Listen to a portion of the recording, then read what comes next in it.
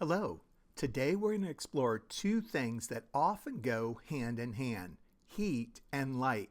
They're like superhero sidekicks, and we'll discover how they're related. First, let's remember what light and heat are. Light is a form of energy that lets us see things. Light travels in waves, and it's what makes our world bright.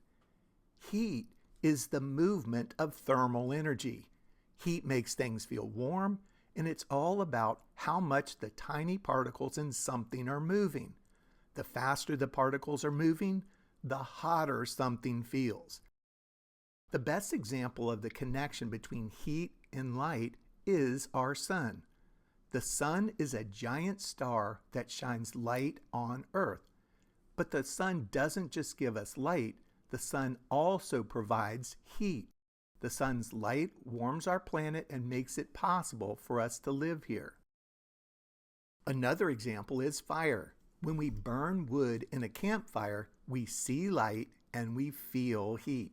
The burning wood releases both light and heat energy.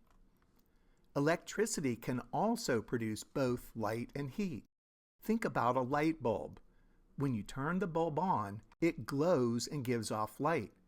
But if you touch the bulb, you'll notice the bulb also gets warm. That's because the electricity flowing through the bulb creates both light and heat. So what's the connections? Well, in many cases, light and heat are produced together because they both involve energy. When something has a lot of energy, it can release that energy as both light and heat. While light and heat often go together, it's important to remember that they are different forms of energy.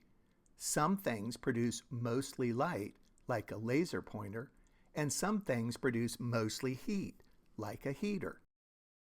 But in many common situations, like our sun and in fire, light and heat are buddies, traveling together to bring energy to our world. Thank you for watching.